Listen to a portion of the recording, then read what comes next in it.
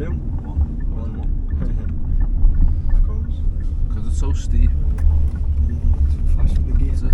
Gas. You don't want to stop on it, you just want to keep going. But I do left again here. Yeah, it just goes round, spins round. I mean, don't, like, don't signal, yeah, don't signal, yeah. you just follow it. Unless you want to drive through the school. I knew where I was going, I just didn't know which state. So the hill not too bad? No, none as bad as what I thought. When I come on today, as soon as you said go up there, I thought, oh no, we're going to this fucking area.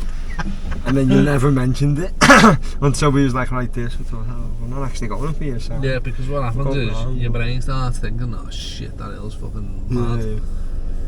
But So would you go up that in gear, you wouldn't go up that in gear 2? Not necessarily. you can, but it's a bit of a struggle in gear 2, because as soon as you release that gas pedal, because of the steepness of the hill, Yeah. it's going to slow you down quite quickly. Yeah.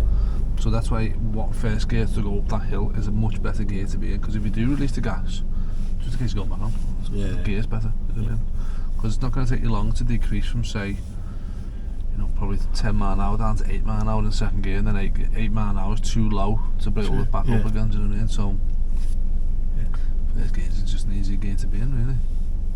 But yeah, it wasn't as bad as... But it's not a hill that you do on your test. Yeah. You know what I mean? You never go that low down on your test. Yeah. Just because if a pupil was to stall on it, You fucked, really. yeah, they could roll all the way back into the road.